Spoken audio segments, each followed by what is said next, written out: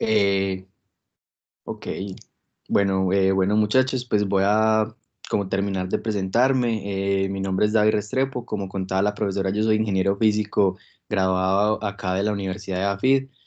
Hace más o menos 2 o 3 años vengo pues trabajando con la profesora en varios proyectos que tienen que ver principalmente con procesamiento de imágenes, reconocimiento y detección de patrones para pues realizar como toma de decisiones basados como en ciertas imágenes que nos proveen cierta información, ¿cierto? Muchas veces pues uno de los problemas más clásicos es la clasificación, pero no siempre se limita a eso. También pues se puede hablar de otras cosas como detección, localización, segmentación, asimilación pues como de la información en la imagen. Entonces, eh, y muchas de esas cosas pues se logran a través como de las mismas técnicas o técnicas muy parecidas pues que a la final todos son redes convolucionales, ¿cierto? Entonces, en ese sentido, la profe me pidió que les hablara un poco sobre lo que son las arquitecturas convolucionales, un poco sobre cómo funcionan y cuál es la magia, ¿cierto? Que hacen esas a través de este, pues como módulo tan poderoso que es como la neurona, por llamarla así, convolucional, que nos permite extraer características e irla pasando pues a través de toda una red para finalmente como realizar una clasificación o un acto pues o sí, o una función de valor pues que nos va a permitir extraer una información específica, ¿cierto? Entonces, bueno, voy a comenzar aquí mostrándoles un poco la presentación. Bueno, espérenme un segundito.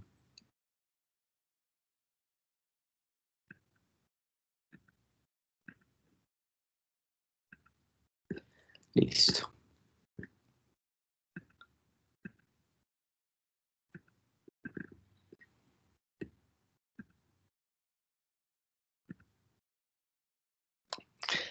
Bueno, entonces, inicialmente, pues les voy a contar que esta presentación estuvo pensada pues dentro del grupo de modelado de Vivamed.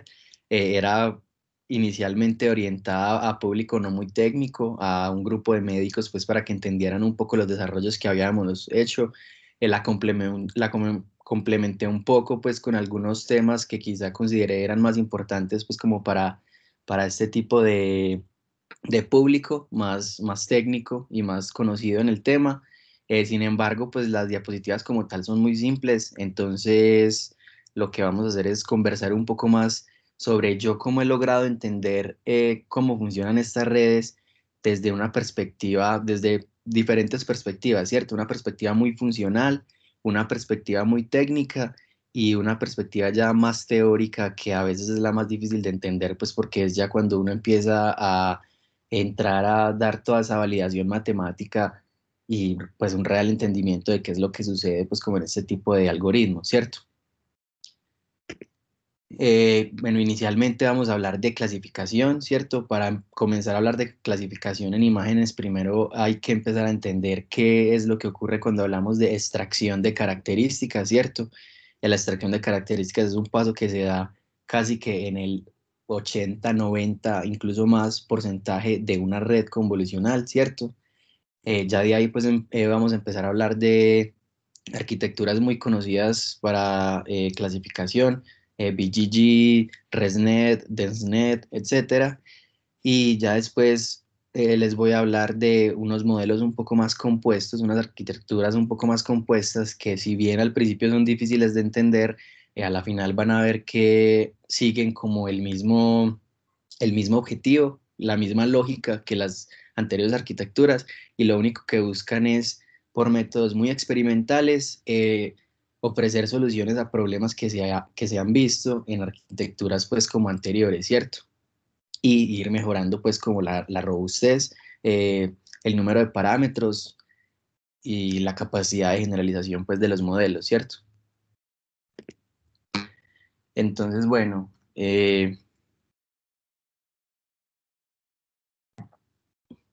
inicialmente pues por allá como en el 98 ya pues se tenía como bastante conocimiento y se había trabajado pues bastante sobre modelos de inteligencia artificial, ¿cierto? Sobre señales bueno, por llamarlas de una forma, unidimensionales, ¿cierto? Es decir, generalmente vectores o señales pues que podían ser procesadas con máquinas de soporte vectorial, regresiones lineales, árboles de decisiones, etcétera, y pues ya estaba también en un alto apogeo lo que es el multilayer perceptron, ¿cierto? Que son nuestras capas ocultas de neuronas con función de activación que nos dan pues unas salidas.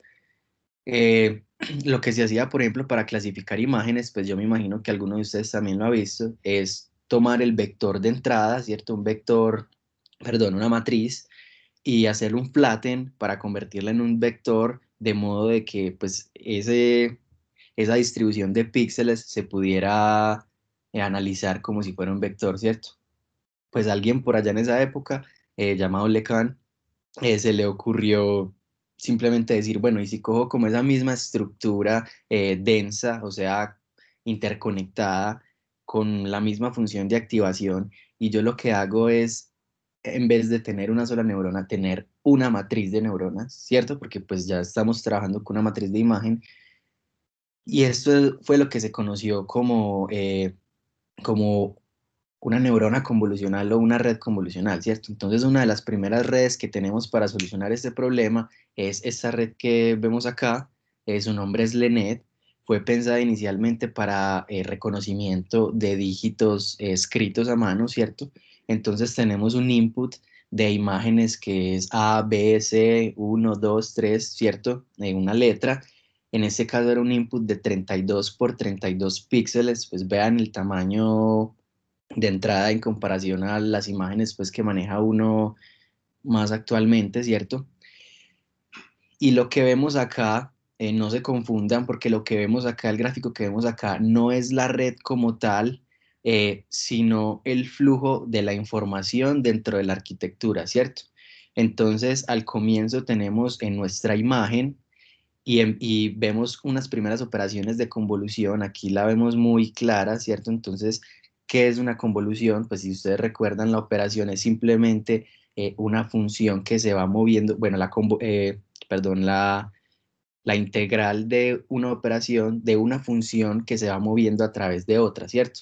Entonces, en este sentido, tenemos un kernel que es una ventana que se va a ir moviendo a través de nuestra imagen y nos va a ir generando una transformación de esa imagen que posteriormente va a entrar a una función de activación, ¿cierto? Ojo con esto, que nos va a decir esa transformación, dónde ocurrió con mayor intensidad, en qué regiones de la imagen, ¿cierto? Y esto nos va a generar unos mapas de características. Entonces, ojo que aquí ya empezamos pues a hablar de cosas un poco técnicas. Y si ustedes miran esta imagen, uy, qué pena, aquí yo pongo esto en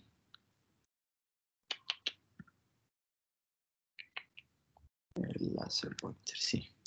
Entonces, si ustedes ven aquí esta imagen, vemos que tenemos mapas de características de 28 por 28, ¿cierto? Al haber hecho una convolución, pues perdimos un par de píxeles a los lados, ¿cierto? Pues por así decirlo, en términos de tamaño.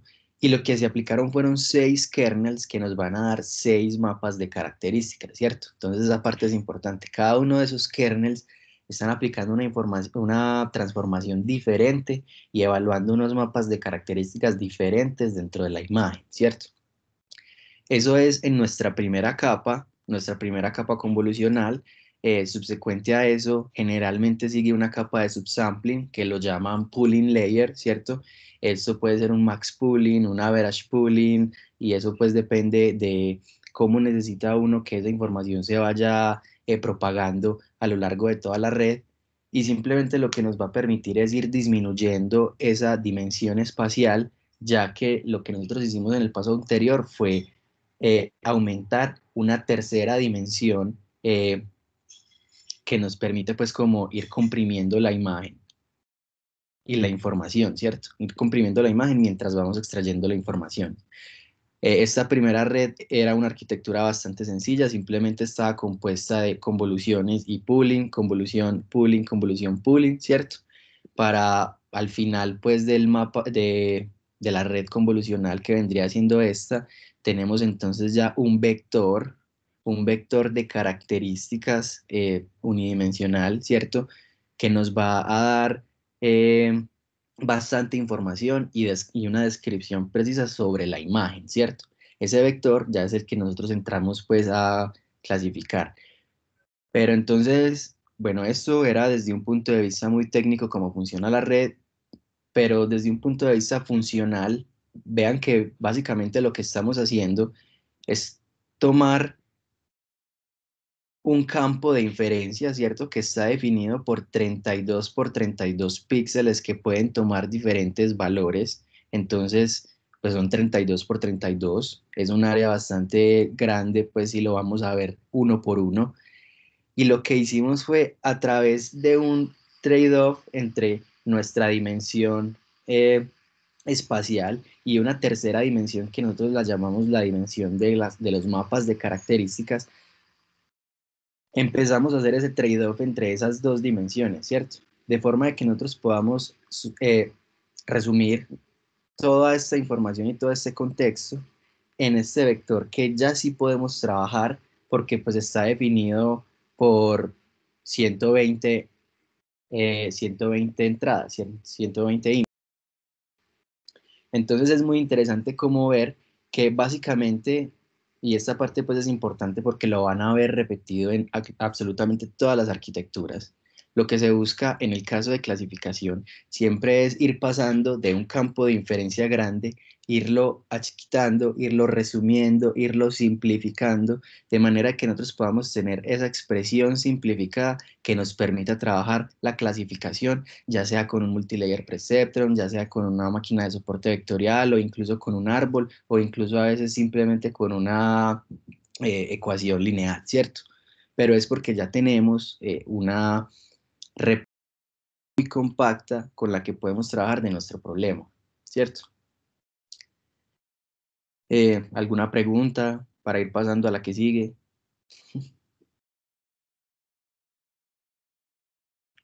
No, bueno. Entonces, de lo que estábamos hablando, ¿qué hacen realmente estas capas convolucionales? Como yo les estaba diciendo, para no enredarlos mucho, lo que se aplica es una transformación. Creo que aquí la mayoría son ingenieros matemáticos, pero si hubiera ingeniero físico, yo le diría, hermano, es un filtro, véalo como un filtro óptico, ¿cierto? Básicamente lo que estamos haciendo es cogiendo el campo de entrada y aplicando un kernel que lo que va a hacer es una transformación a la imagen, ¿cierto? Entonces, un kernel bien podría ser un blur gaussiano o bien podría ser un sharpen, ¿cierto? Eh, Se trabaja mucho sobre que realmente cuáles son los kernels de las redes que aparecen pues en las capas convolucionales de las redes. La verdad es un trabajo bastante difícil y muchas veces no son, no son funciones tan conocidas para uno como estas dos, ¿cierto? Estas las puse a modo de ejemplo, pero bien podría ser una diagonal de unos, ¿cierto?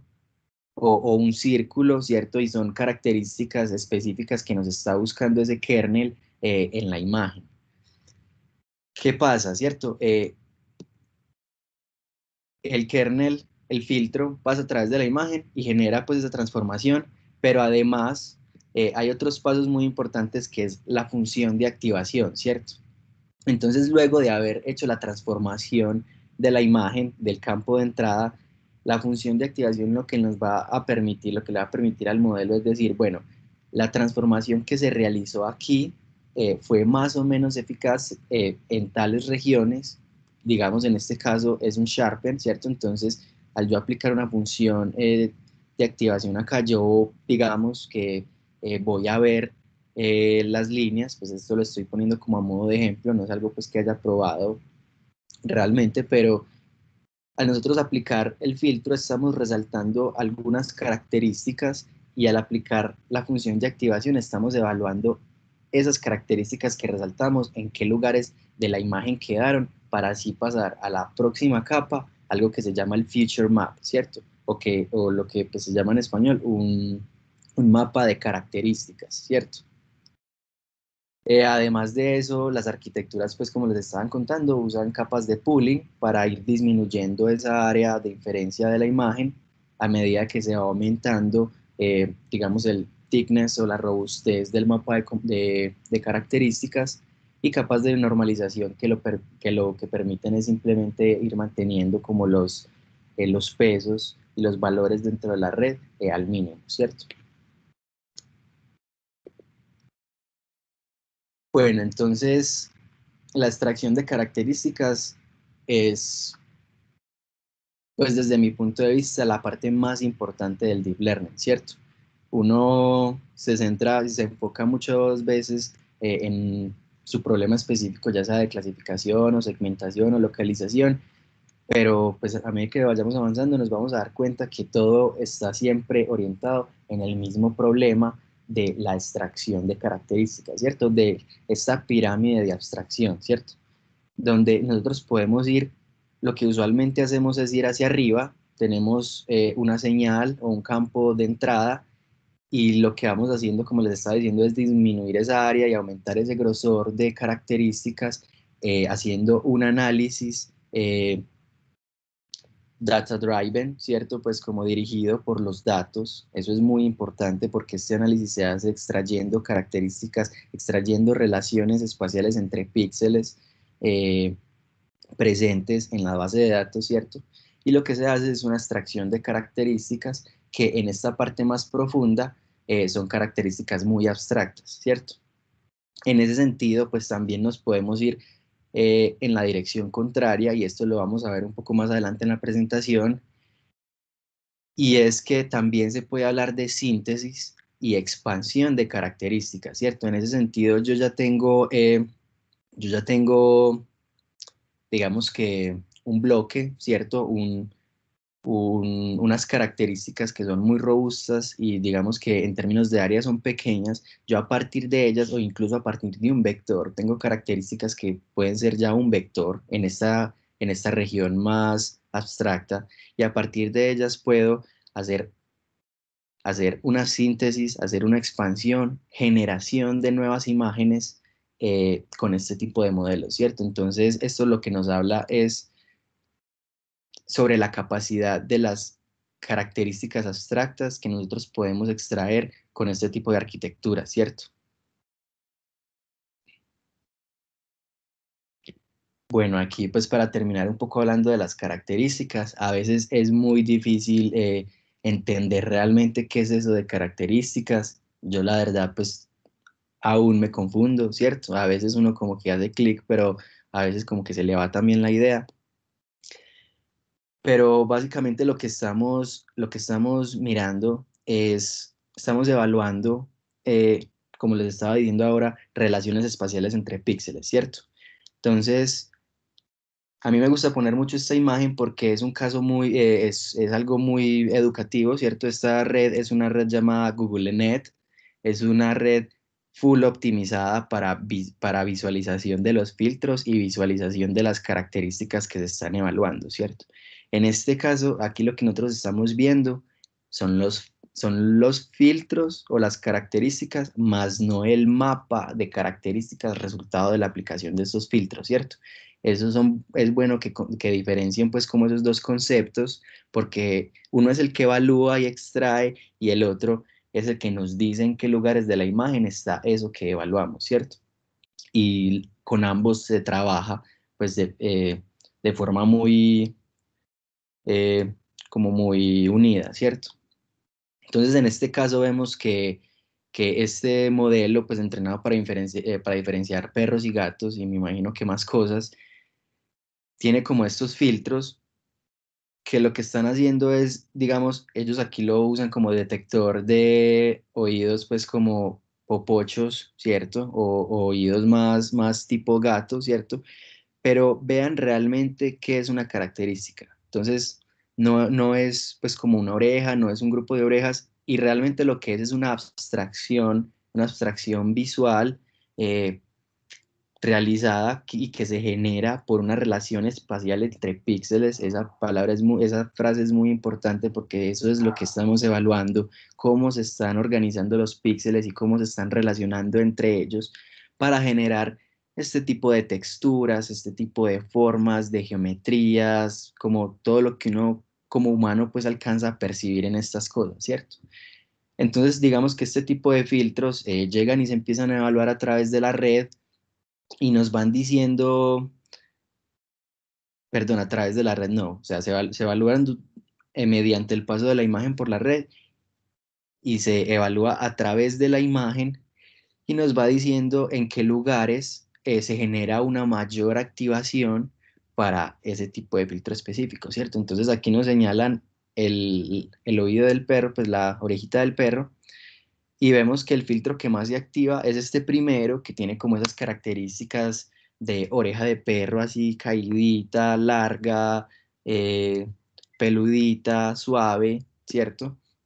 Y básicamente esa es una feature que está evaluando un, eh, un, un kernel convolucional en un punto específico del modelo, ¿cierto?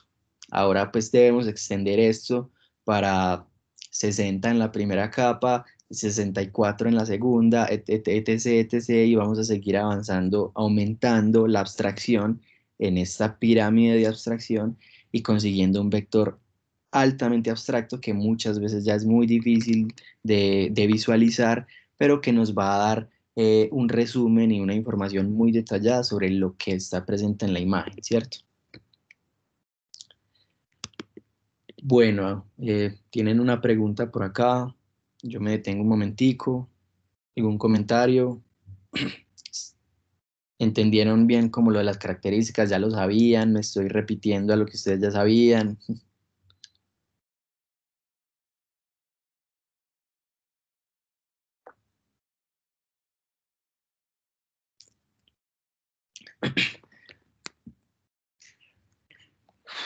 Bueno, entonces voy a continuar.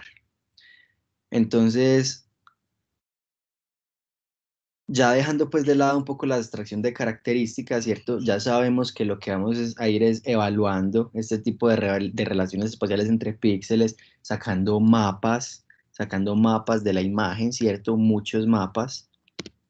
Estos son 6 mapas de esta misma imagen transformada por estos kernels. Aquí ya tenemos 16 mapas y si nos vamos para otras arquitecturas tenemos muchos más, ¿cierto? Y lo que tenemos que evaluar, lo que vamos a hablar ya entonces es al final, ¿cierto? Cuando tenemos el vector, lo vamos a clasificar, ¿cierto? Ya tenemos un vector de características de 1280 números o más, ¿cierto? Y necesitamos pues coger ese vector y separarlo entre clases para hacer pues nuestra clasificación. Ahí entra el perceptrón multicapa, me imagino que ustedes ya lo han visto, pues no voy a entrar mucho en detalle a hablar sobre él, pero les quería hablar un poco porque es muy importante hacer como su relación y su comparación con lo que es una arquitectura profunda y esta arquitectura pues de la que está basada las redes convolucionales, una neurona convolucional está basada pues en la neurona pues unidimensional del perceptrón multicapa, ¿cierto? Entonces en ese sentido recordemos básicamente lo que es una neurona. Una neurona lo que hace es recibir todas nuestras entradas, ¿cierto? Recibir un vector de entradas y hacer una sumatoria ponderada con un vector de pesos que es relativo a esa neurona específica, ¿cierto? En este sentido tenemos un peso por cada una de las entradas y lo que tendríamos en una neurona convolucional pues sería no un vector de pesos, sino una matriz de pesos, ¿cierto? Una matriz de pesos que generalmente uno ve en la literatura es 3 por 3 o 5 por 5 y básicamente lo que estamos haciendo es esta convolución que pues en este caso de una neurona sencilla es la sumatoria ponderada de las entradas que van a pasar posteriormente a la función de activación, ¿cierto? Entonces lo que yo más quería hacer sentido en este momento es sobre la función de activación. No sé si, pues si ustedes como que la han entendido muy bien, a mí me sirvió mucho entenderla, no verla desde la perspectiva del multilayer perceptron, sino desde la perspectiva de la red convolucional. Me sirvió más pues como para lograr entender cómo es, qué era realmente lo que hacía la función de activación y lo que nos permite hacer es evaluar y cambiar la interacción de nuestras de cómo nuestras entradas y nuestra suma ponderada de entradas van a afectar nuestra red, ¿cierto? Y las capas siguientes de nuestra red.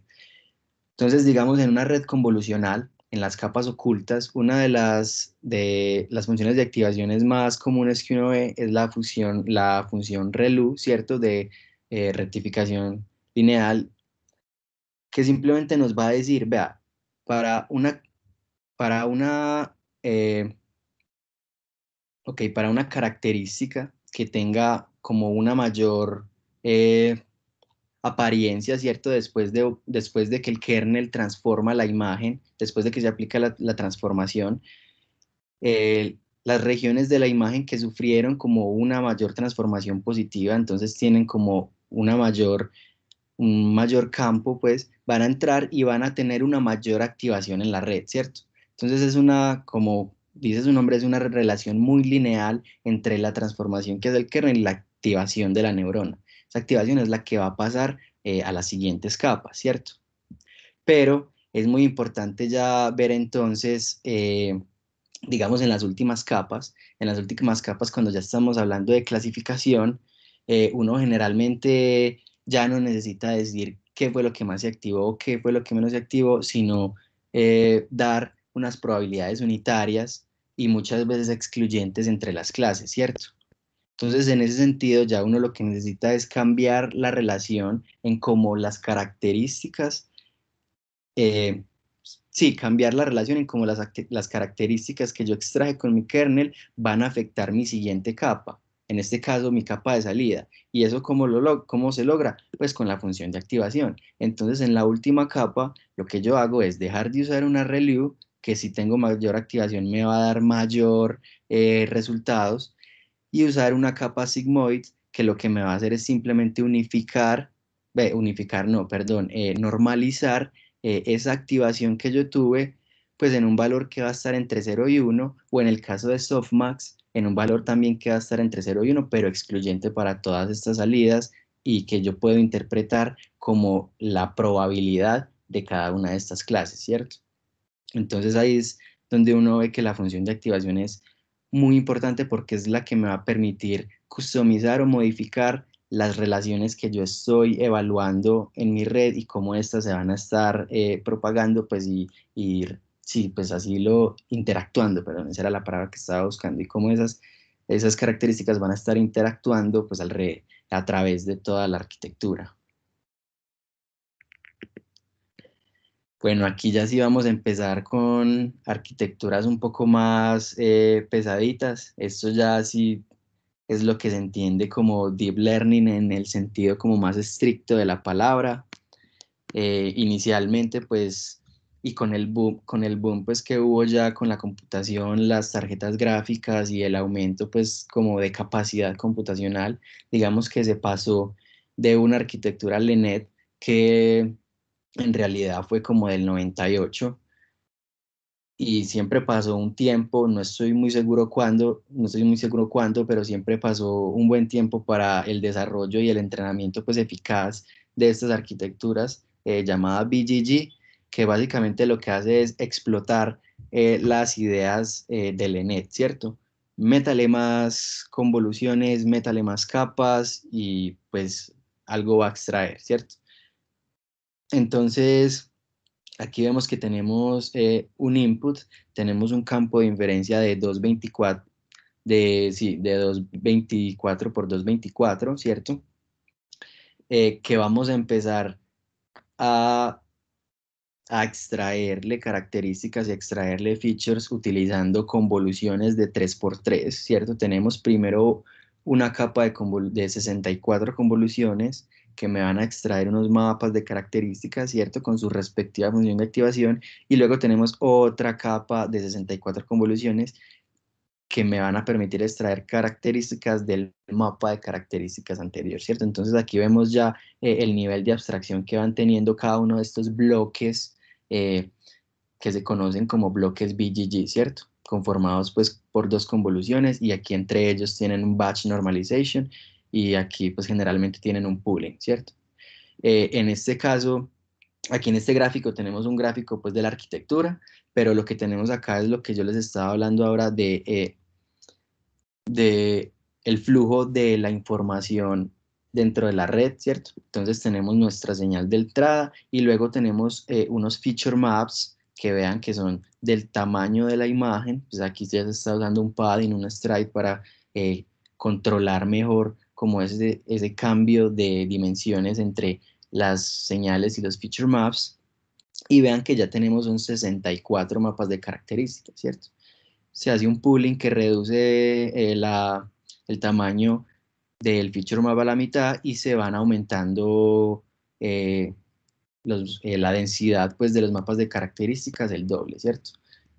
Seguimos haciendo este proceso hasta llegar a un último stack de características que son 7 por 7 por 512, donde se aplica un max pooling o en muchos casos un average pooling para obtener un vector no recuerdo cuál es, de 4096 entradas, ¿cierto? Entonces ya es un vector muy grande y este es un vector que vamos a clasificar pues en el modo más clásico de esta arquitectura se usa un perceptrón multicapas, pues aquí vemos que simplemente tenemos las 1000 neuronas de salidas para las clases en ImageNet, ¿cierto? Estas redes generalmente pues compiten y se entrenan en ImageNet, que es un problema de detección de objetos muy general. Entonces hay personas, perros, carros, aviones, gatos, de todo, ¿cierto? Bueno, entonces listo. Hablemos un poco sobre los problemas que tienen esta red y pues como les estaba diciendo ahora, esto lo que hace es explotar el trabajo pues que se había hecho en LeNet y la concepción que había de, bueno, vamos a extraer características y vamos a ir simplificando nuestro campo a un vector. Y ocurre el problema de que entonces el número de capas está altamente ligado al tamaño de entrada, sí, al tamaño de entrada de la señal, ¿cierto? Entonces, si yo voy a construir una arquitectura BGG y tengo imágenes de 256 por 256, pues me va a costar menos capas convertirlas en un vector que si yo tengo una imagen de 512 o incluso de 1080, ¿cierto? Como ya sería pues HD. Entonces, en ese sentido, en 1080, pues yo tendría que construir una arquitectura BGG inmensa con un altísimo número de parámetros de entrenamiento que también me va a exigir a mí tener un alto número de muestras, de samples para entrenar, ¿cierto? Cosa que muchas veces es muy difícil. Y esto pues eh, se genera porque, bueno, y se nota que hay una alta redundancia en los filtros, pues esto ya viene cuando se empieza a hacer una evaluación sobre el gradiente de la red, se empieza a notar que hay una alta redundancia de los filtros, ¿cierto? Aquí tenemos 64, 128, 156, ¿cierto? Que están prácticamente evaluando características muy similares a diferentes niveles de la red, cosa que no es mala, pero sí es redundante y ocurre un alto desvanecimiento del gradiente porque estas redes son muy grandes, ¿cierto? Entonces tenemos BGG 16, 19 porque tienen 16 o 19 no capas de convoluciones, sino bloques de BGG, ¿cierto? Los bloques que están conformados por dos convoluciones, batch normalization, batch pooling, etc., ¿cierto? Lo que lo hace pues una arquitectura muy grande. Y si vemos como el patrón de conectividad del flujo de la señal, vemos que entonces pues un mapa de características salido de una función de activación XL, perdón, un mapa de características XL salido de una función de activación HL, pues va a estar dado simplemente por el resultado de esa función de activación por la salida de la capa anterior, ¿cierto? Solamente se toma en cuenta los resultados de la capa anterior.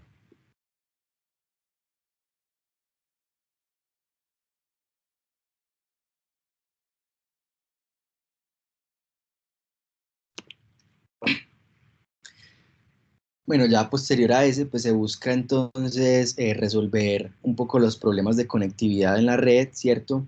Mejorar y disminuir la redundancia de estas redes y a alguien se le ocurre como ve, y si nosotros cogemos estos mapas de características y simplemente los enviamos más adelante, los reutilizamos en unas capas más adelante para que no tengan que haber, para no tener la necesidad de un filtro nuevo que vuelva y evalúe esa misma característica, ¿cierto?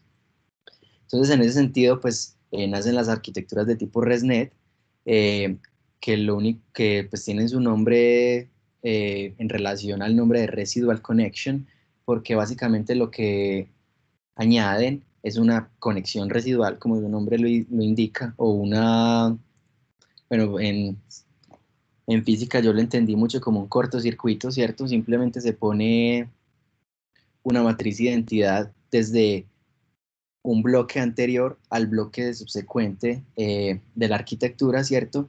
Y pues acá adelante lo que se hace es simplemente sumar los mapas de convoluciones, ¿cierto?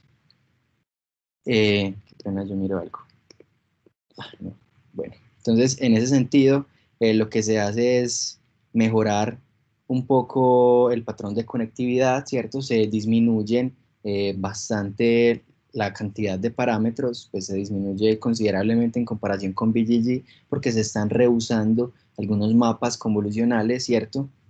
Y en ese sentido, tenemos pues que el resultado de nuestra capa L va a estar dado en este caso por la activación de nuestra neurona L y la entrada de la capa, de la salida de la capa anterior, perdón, y la salida de la capa anterior sumado a esa misma mapa de características, ¿cierto? Entonces estamos extrayendo un mapa de características, pero siempre los vamos a ir sumando, los vamos apilando con el que ya teníamos, ¿cierto? Entonces aquí lo que estamos haciendo es apilando mapas de características, apilando features durante la red y así pues como tener una representación más robusta de nuestro campo de entrada, pues ahorrando como unos números de parámetros y reutilizando pues unas capas, ¿cierto?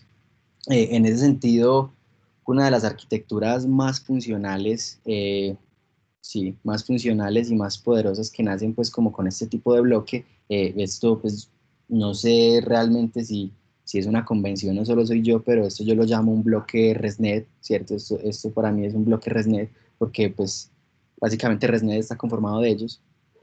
Eh, y una, bueno, como les estaba contando, las arquitecturas más importantes es MobileNet, ¿cierto? Que hace uso, pues con unas cuantas modificaciones, pero hace uso de este bloque ResNet para generar una arquitectura muy robusta que tiene alrededor de unos 2 millones de parámetros y que rivaliza prácticamente con Inception V3, que tiene 60 millones en la tarea de clasificación pues, general en ImageNet, ¿cierto?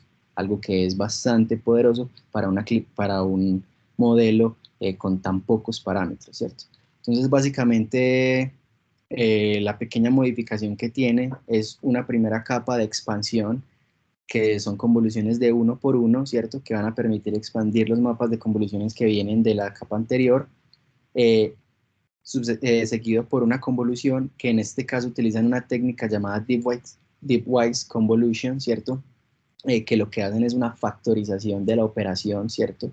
A 3 por uno y uno por 3, que lo que permite es calcular más rápido la operación de convolución a la matriz de entrada, pero técnicamente es lo mismo que una convolución normal. Y finalmente una convolución de uno por uno en una capa de proyección, ¿cierto? Que nos va a permitir ahora sintetizar todos los mapas y disminuir un poco esas dimensiones que vamos a enviar a la capa que sigue, ¿cierto? Eso con la intención nuevamente de necesitar menos número de parámetros y mantener pues como la arquitectura regularizada y pequeña.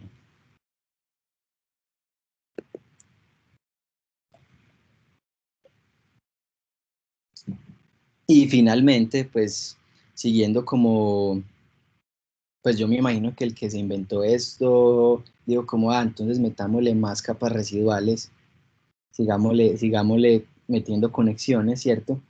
Y en ese sentido, pues nace una arquitectura, pues una de las que a mí más me gusta porque me parece, o sea, si estamos hablando en términos de flujo de la información, me parece que hay un flujo de información muy denso entre muchas capas de la red, ¿cierto? Entonces hay un uso y reuso de la información en todas las partes de la red que permiten una mayor complejidad a un menor número de parámetros. Y en ese sentido, pues entra el modelo DenseNet que mejora el patrón de conectividad, como les estaba diciendo, maximiza la información y el flujo del gradiente, algo que es muy importante, ¿cierto?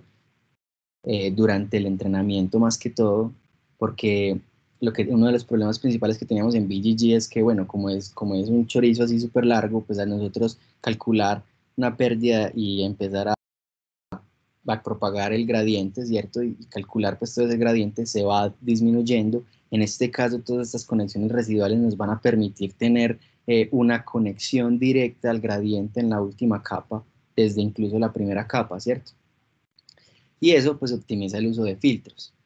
Entonces, en ese sentido, cada capa, la salida de cada capa ya va a estar dada por la función de activación de todas las características extraídas por todas las capas anteriores, ¿cierto? Entonces, en este caso no estamos sumando las características, sino que las estamos apilando. Esto es un stack de características de todas las capas anteriores que van a entrar a la capa correspondiente, ¿cierto? Entonces, esta es una imagen pues como muy sencilla que permite ver el patrón de conectividad, pero en realidad el modelo se ve de esta forma, ¿cierto? Entonces, lo que tenemos es una imagen de entrada, unas primeras capas de convolución aquí llamadas C1. Esto es nuevamente un stack de mapas de características, ¿cierto? Estos grandes son el flujo de la información. Yo me confundía mucho viendo estas imágenes porque a veces pensaba que estos bloques eran la red y no son la red. Los bloques es la información, es cómo se va transformando la información. La red son estas cositas y a veces en muchos gráficos la red ni siquiera la ponen porque pues, más que todo lo importante son las características. Y esta es una primera convolución, ¿cierto? Un stack de features. Y este primer bloque denso, ¿cierto? DenseNet está conformado entonces por 4 bloques densos y 4 bloques de transición. En su caso de 121, DenseNet de hecho tiene casos con más bloques y más capas. Eh, este primer bloque denso está conformado a su vez entonces por capas densas, dense layer 1, 2, 3, 4, 5 y 5, ¿cierto? Que no son más que bloques ResNet, ¿cierto? No son más que bloques ResNet que lo que están haciendo es aplicando unas convoluciones de expansión uno por uno al stack de características que llega para después aplicar unas convoluciones de 3x3 que nos van a permitir evaluar nuevas características y que después vamos a concatenar tanto las últimas como con las primeras. Muy similar a un bloque ResNet, pero metido en muchos bloquecitos, metido en un bloquezote, ¿cierto? Entonces, a mí esta MobileNet me gusta decirla como no, es que es un montón de ResNetcitas conectadas, ¿cierto? Y pues básicamente esto es lo que es, como 4 ResNets haciendo pues como el trabajo de extracción de características, extracción y evaluación de características, pues para al final hacer lo mismo de lo que estábamos hablando, generar un vector que nos permita dar información sobre nuestro campo de entrada que ya nosotros podamos clasificar más fácilmente.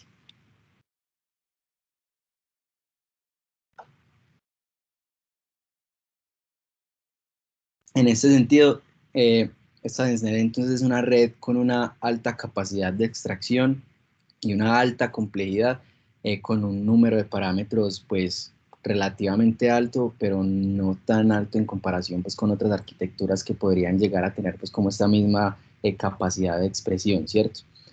Serían 7 millones de parámetros y una complejidad altísima. Bueno, y otra cosa pues que de las que le quería hablar, es una de las redes también muy populares, Inception V3, bueno, o Inception, Google Inception. Eh,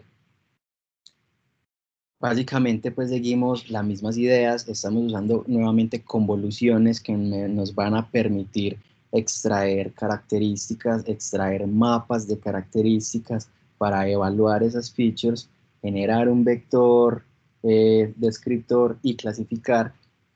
Pero lo que cambia aquí entonces es los autores estaban buscando una forma de generar, pues, digamos, un clasificador bastante robusto eh, en el problema de detección general, ¿cierto? O sea, entiendas de detección general como saber diferenciar cualquier cosa muy general de cualquier otra cosa muy general, diferenciar una casa de un carro, de una persona, de una fruta, ¿cierto? Entonces, pues en ese sentido, los autores plantean que El problema está también en en las diferentes escalas, en los diferentes tamaños, en los diferentes patrones que pueden ser muy variados y muy dispersos, ¿cierto? En la imagen, porque pues una casa y un perro son muy diferentes, ¿cierto?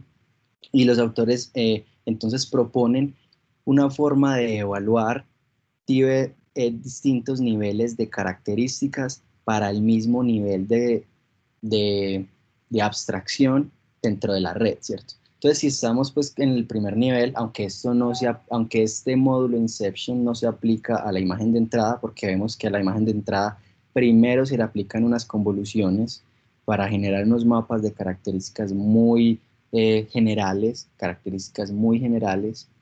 perdón, muy generales, no muy, ¿cómo decirlo? Muy menos abstractas, muy básicas, características de forma, generalmente de color, de bordes. Y a partir de esto, entonces ellos empiezan a evaluar, pues digamos, proponen dos módulos. Aquí, principalmente aquí está la diferencia entre Inception B1 y el Inception B3, ya sería este, ¿cierto?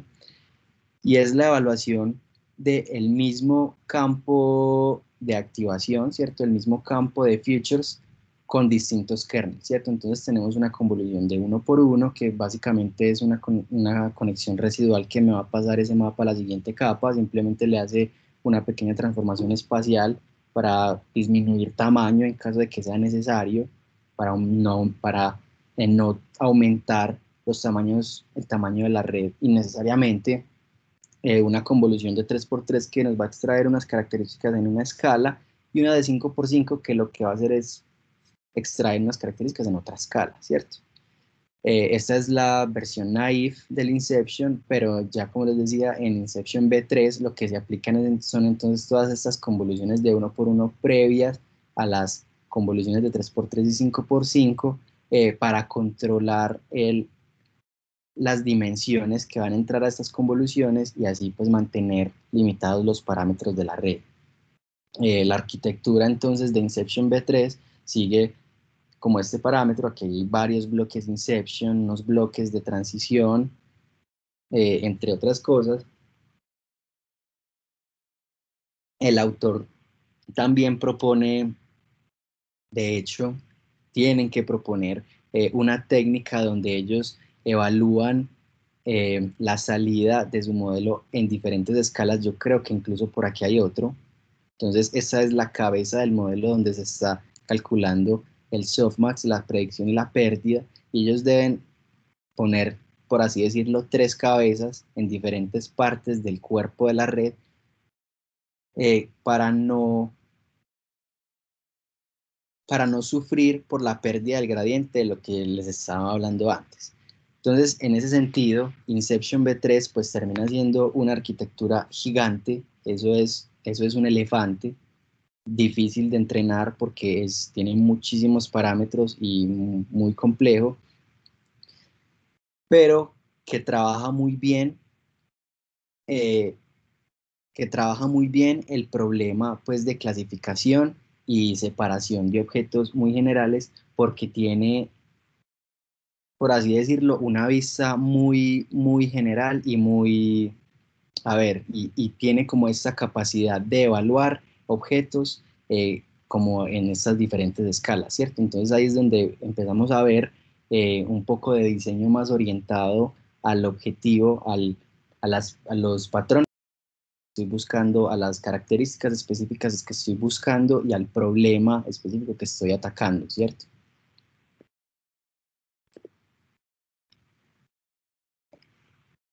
Bueno, entonces en ese sentido ya quería pues como pausar un poquito el tema de las arquitecturas porque tengo otras ya mucho más pesadas y mucho más complejas, pero quería hablarles ya un poco sobre el entrenamiento, pues, y sobre cómo podemos nosotros entonces lograr extraer como estas características de las que hemos estado hablando, ¿cierto? Entonces, en ese sentido, en el sentido del experimento, nosotros tenemos un set de entrenamiento, usualmente tenemos un set de entrenamiento que nosotros, que es un conjunto de características, pues nosotros lo vemos físicamente como un conjunto de imágenes pero si nosotros pudiéramos verlo abstractamente, es un conjunto de características, o sea, todas esas imágenes tienen unidas unas características que describen, que tienen que ver con nuestro problema, y nosotros asumimos que nuestro conjunto de entrenamiento es muy parecido o muy cercano eh, a lo que sería el conjunto de las características reales, ¿cierto? Lo cual es un conjunto abstracto, ¿cierto? El conjunto de características reales es un conjunto abstracto formado por todas esas cosas que yo sé muy abstractamente en mi mente que forman o que describen mi problema, ¿cierto? En ese sentido, nosotros lo que queremos entonces es generar un modelo que se parezca y que se acerque a nuestro set de entrenamiento, que por así decir lo cubra, ¿cierto? Yo lo veo como desde esa perspectiva, que lo cubre y se hace un fit a ese conjunto. Pero entonces en ese sentido, pues yo estoy seguro que ustedes ya debieron haber tocado este tema en clase, pero nosotros tenemos eh, un error de entrenamiento, que es el error que nosotros usualmente medimos, que es la diferencia entre nuestro modelo y nuestro set de entrenamiento de validación, pero también tenemos un error real que es difícil de medir, bastante difícil de medir de hecho, y, y que pues está muy relacionado con la generalización y con dónde fallamos tanto en nuestro modelo y nuestro set de entrenamiento, ¿cierto? En ese sentido es muy importante hablar de dos cosas y es lo que es la correcta representación del problema, pero antes de hablar de eso, eh, pues como poner este ejemplito que tengo acá y es otro caso donde pues yo tengo mi conjunto de entrenamiento, que es este azulito con forma extraña atrás, y tengo mi conjunto real, pues que yo no conozco, asumo y simplemente es a modo de ejemplo. Y yo lo que puedo tener es un modelo que se acerque mucho a mi conjunto de entrenamiento y que lo adecue muy bien y tener un error de entrenamiento muy pequeño con un error real, pues que yo puede que desconozca, pero que él igual va a estar ahí y que cuando yo evalúe lo voy a ver, cuando yo empiece a hacer pruebas de generalización lo voy a encontrar. Pero también podría tener un modelo que si bien no se está adecuando del todo a mi set de entrenamiento, puede tener una mejor capacidad de generalización y un menor error real, ¿cierto? Esto lo que me hace pues invitarlos es al paradigma y al paradoja de que no vayan y busquen siempre accuracies del 99%, porque pues muchas veces sobreentrenar es mucho más fácil que hacer un modelo que tenga 70% de accuracy, pero que funcione bien en otras bases de datos, ¿cierto? Entonces, esto es pues como algo que uno debe tener muy presente porque muchas veces, pues haciendo los experimentos uno se sesga mucho por las métricas que puede como alcanzar a ver en sus sets de entrenamiento y uno es, wow, tan 90%, 99%, y es algo que uno también ve mucho en internet cuando empieza a buscar sobre redes, empieza a buscar información, a todo el mundo le dan accuracies del 99%, 999, pero uno va y prueba y, mm, ok, chico, pero tu error real, ¿cómo está? En fin.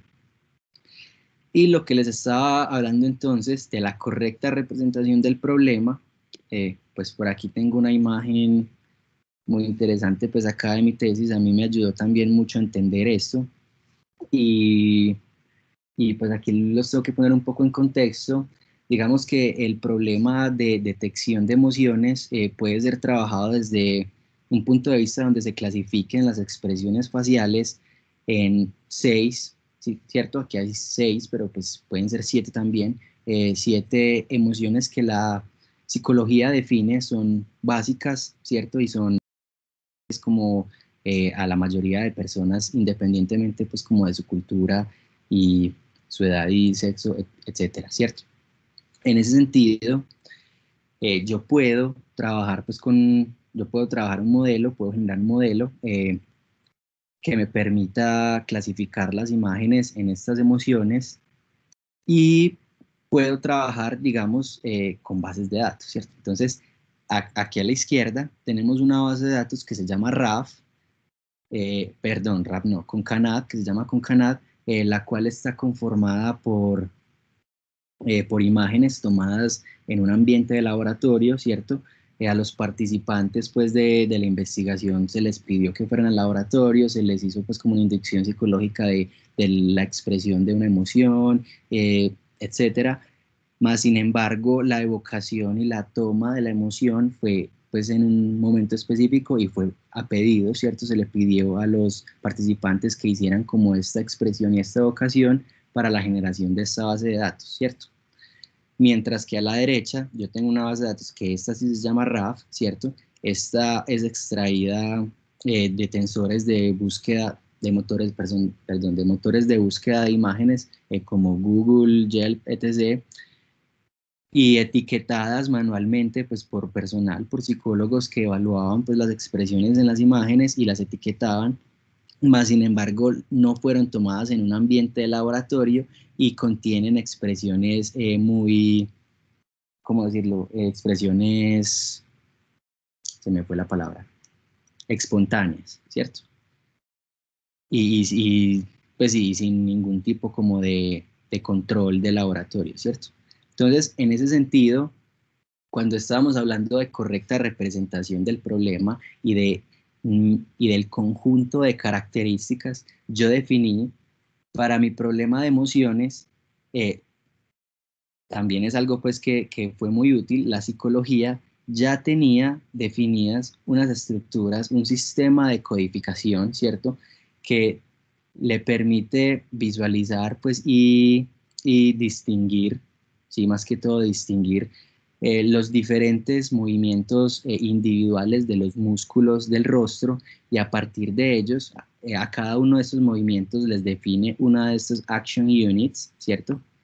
Un action unit corresponde a la activación de un músculo específico en el rostro y la diferente combinación de las action units son las que me van a dar la expresión de una emoción específica, ¿cierto? En ese sentido, yo definí que mi espacio real, que mi espacio de características reales va a estar conformado por subconjuntos de action units que van a corresponder a cada una de estas emociones. Sin embargo, estos subconjuntos deben ser ricos y deben ser muy heterogéneos, ¿cierto? En lo que realmente son estas expresiones, ¿cierto? Entonces, en ese sentido, en la base de datos de la izquierda que les estaba diciendo que era tomado de un ambiente de laboratorio, las, la diferencia de action units que tengo intraclase y outra class, ¿cierto? Y entre las diferentes clases es muy mínima porque casi que todos los participantes hacían la misma expresión porque pues se la pedían y entonces a uno le dicen que se ponga felices y así. Y sin embargo en la otra base de datos se encontró pues como una alta riqueza en action units y que esto era realmente a lo que nos referíamos cuando estábamos hablando de una correcta representación del problema, ¿cierto?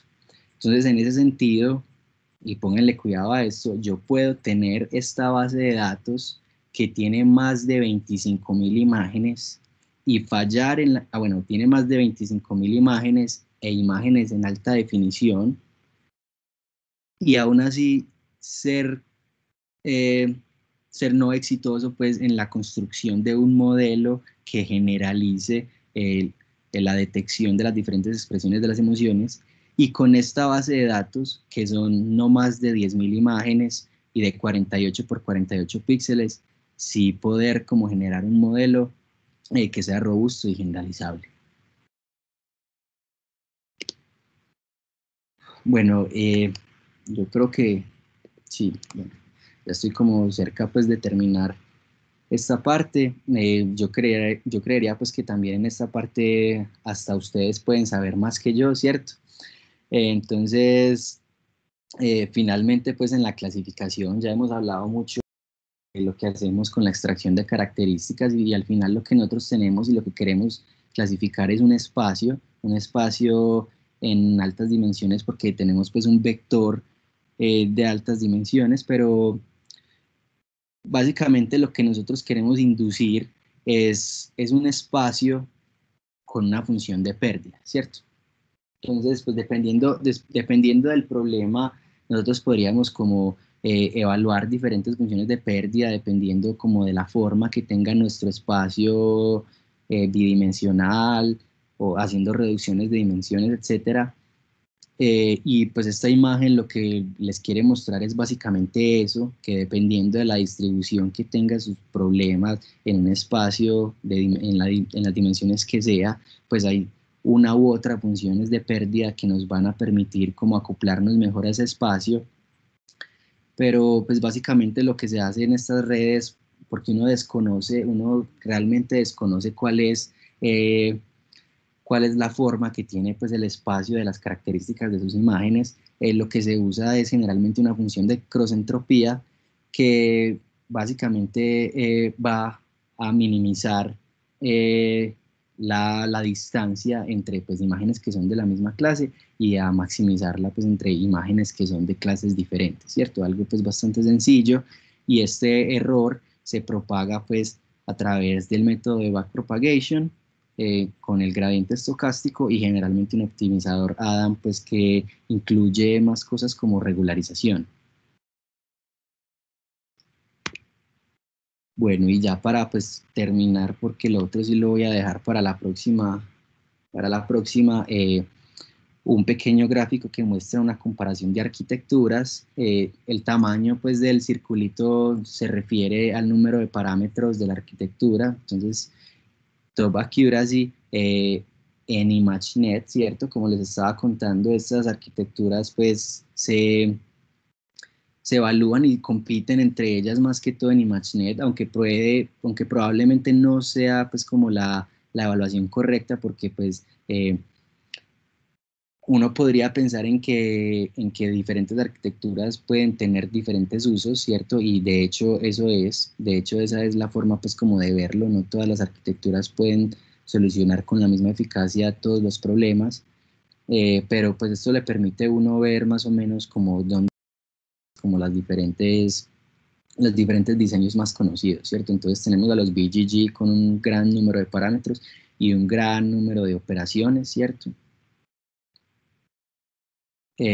Por acá tenemos Inceptions, DenseNet, los tenemos como les decía, pues es de mis favoritas porque tienen un pequeño con una muy buena accuracy, sin embargo siguen teniendo pues un número de parámetros considerable comparados con MobileNet, ¿cierto? Que tienen muy buenas capacidades con muy pocas operaciones y muy pocos parámetros, pues estas son las redes favoritas para embeber en teléfonos. Y pues redes ya un poco más viejitas que hoy en día realmente creería yo que ya no se usan para producción, sino para temas más investigativos y para discernir realmente, para seguir pues como trabajando en realmente qué es lo que ocurre dentro pues como de estos modelos que extraen características y que nos permiten pues como resumir estos campos tan complejos que es una imagen, porque como les decía ahora, una imagen de 256 por 256 lo que significa es que cada uno de esos píxeles puede tomar un valor diferente, ¿cierto? Y nosotros lo que estamos haciendo es resumiendo toda esa información para poder clasificarla o hacer otras cosas de las que vamos a hablar pues ya en la próxima sesión. Entonces me voy a detener un momentico para tomar agua y escucharles las preguntitas. Muchas gracias, David. Muchachos, ahora sí pueden hacer sus preguntas a David.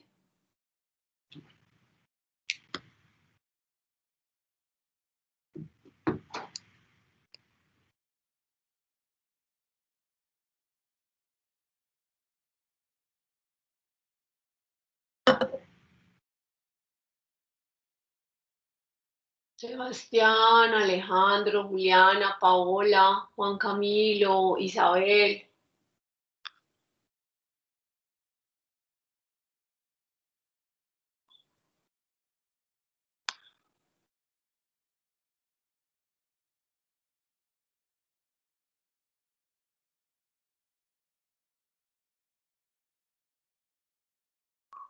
No tiene preguntas, David, que está haciendo puchero. No, pregunten, Pregúntenle a David, aprovechen que este cometa, eso es como las Pléyades.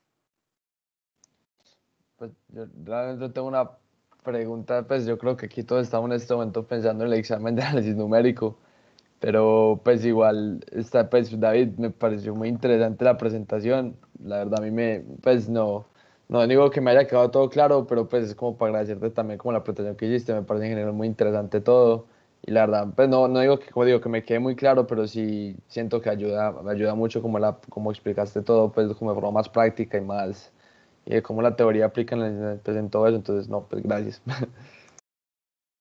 Dale, dale, con gusto. No, pues igual, ¿qué te voy a decir? ¿Qué te voy a mentir? Yo todavía estoy entendiendo muchas cosas. Hay cosas que yo todavía, pues, eh, me pongo a mirar esas arquitecturas más por dentro y todavía no sé muy bien qué es lo que hacen algunas cosas y es difícil de entender, pero sí trato como de simplificar un poco qué es lo que se está haciendo. Uno a veces se complica mucho tratando de entender cada una de las operaciones y realmente vale más la pena entender eh, cuál es el objetivo de las cosas que se están haciendo, ¿cierto? El objetivo de cada una de esas operaciones más no cómo se realiza, ¿cierto? Entonces eso me ha ayudado pues a mí como a entender más y era como lo que yo les quería transmitir. Cual pues si tienen preguntitas, cualquier punto, o sea, que quieran como aclarar, yo trato pues como de aclarárselos un poco más.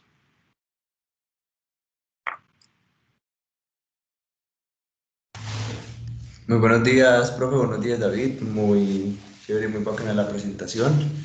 Aquí tengo unas preguntas, digamos, vos con la experiencia que ya has visto las arquitecturas más a fondo, digamos, ¿hasta qué punto vale la pena, digamos, dejar de entrenar ciertas capas convolucionales o determinar qué tipo de filtros se pueden aplicar para generar el modelo de acuerdo a nuestro problema o al problema que se esté abordando?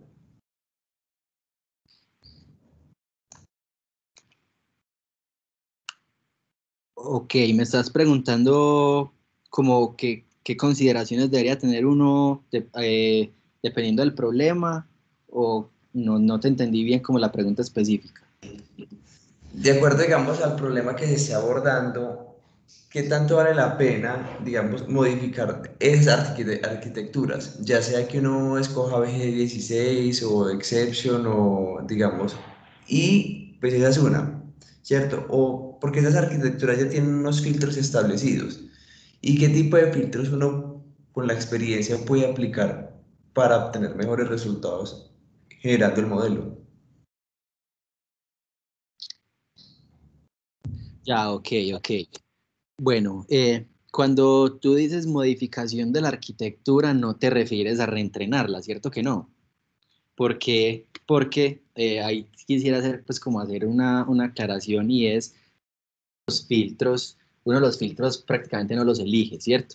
Uno elige, uno elige unos tamaños de filtros que se van a evaluar, uno elige un patrón de conectividad, un patrón de arquitectura, pero los filtros son esos pesos que se van a ir optimizando mediante el entrenamiento de la red y la red en su backpropagation, en su propagación del gradiente y en su optimización es la que va a definir cuál es la configuración de esos filtros que se va a adaptar a tu base de datos, ¿cierto?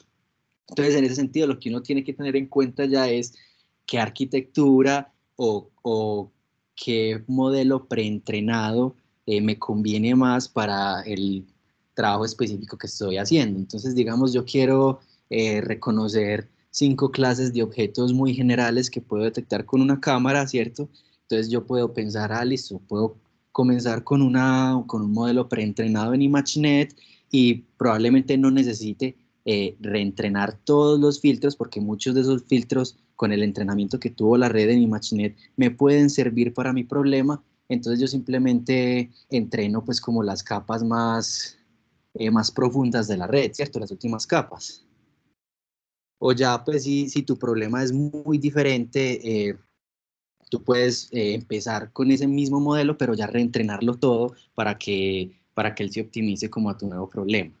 Ya las modificaciones de la arquitectura son un poco pues como bueno, yo no diré difíciles ni complejas, pero a veces uno las hace desde una perspectiva muy investigativa. Es difícil yo decir, voy a hacer esta modificación porque yo sé que me va a funcionar esto tan, sino que uno hace las modificaciones en la arquitectura pues como con la intención de probar cómo van a afectar esa relación de características y cómo van a mejorar en mi problema, pero es muy específico, ¿cierto? Entonces, pues yo tenía, por ejemplo, un ejemplo, tengo un ejemplo muy claro en ese sentido, y es, digamos, en tomografías, digamos que en tomografías, una tomografía de una persona, no sé si la tienen en mente, pero sería como un corte de todo el cuerpo, como unas tajadas de todo el cuerpo, ¿cierto? Entonces yo de una persona puedo tener 200, 300 tajadas que van de arriba hacia abajo de tomografías, y yo necesito dar como una clasificación sobre eso, ¿cierto? Entonces, para mí sería pues como muy difícil y para el modelo sería muy difícil evaluar las imágenes una por una. Entonces, pues nosotros lo que hemos propuesto es hacer modificaciones leves a la red que me permitan evaluar varias imágenes en un contexto 3D, ¿cierto? Entonces, en ese sentido, ya lo que se hace es quitar algunas capas y añadir algunas capas, eh, pero, pero pues manteniendo como la arquitectura básica, en este caso usamos DenseNet, ¿cierto? Y ya pues como la decisión y el establecimiento de los filtros es algo más que se da mira, yo te muestro esta diapositiva, durante esta extracción que es data driven y es un análisis, ¿cierto? Aquí es donde se está dando ese cambio y esa actualización y esa generación de esos filtros que van a ser específicos para nuestra base de datos.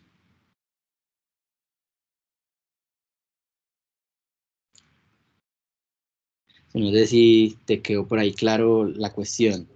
Sí, sí, perfecto, muchas gracias, David. Dale, Y otra preguntita. dale, dale.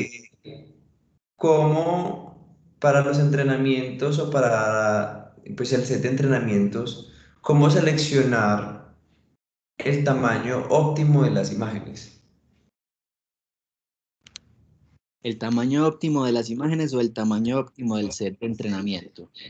No, el tamaño óptimo de las imágenes, si es de 32 por 32, si es de 250 por 250, porque pues eso es algo que pues, tenía duda. Sí, sí. Pues hermano, lo que yo te puedo decir ahí eso es un análisis experimental, ¿cierto? Es un análisis experimental que va a estar acotado por dos cosas. Primero, los parámetros de entrenamiento de tu red. Dependiendo de la arquitectura, vos podés tener que un aumento del tamaño de la imagen te genere un aumento de parámetros en la red, ¿cierto? Porque te va a costar más resumirla a modo de vector. Acuérdate lo que estamos diciendo, nosotros vamos disminuyendo el área de la imagen y vamos aumentando el grosor de los mapas de características, pero si nuestra imagen tiene un área más grande, pues vamos a tener que añadir más capas, aunque eso depende de la arquitectura, hay arquitecturas que ya no sufren tanto de ese problema. Y también va a depender pues de la máquina que tengas para entrenar. De hecho, ayer estaba entrenando una red que trabajaba con 512 por 512, a batch de 8, pero pues no me cargaba en una GPU de 10 gigas. Y yo, pero ¿por qué no me carga? Le bajé el batch size a 2, se lo bajé a 1 y nada que cargaba. Bueno, bajé el tamaño de imagen a 256 y ya me caben 6 gigas, ¿cierto? Entonces, pues hay varias cosas que acotan tu entrenamiento y a la final lo que te va a o no son los resultados experimentales, ¿cierto?